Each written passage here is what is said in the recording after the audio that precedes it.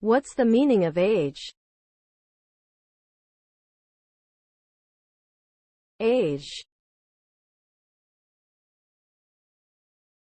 Age. Age. Age.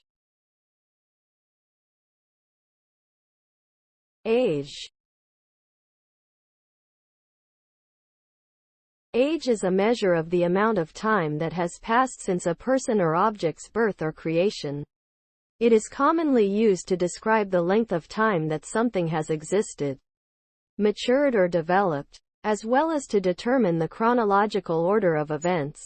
Age can also be seen as an indication of experience, wisdom and knowledge, which can bring about both advantages and disadvantages.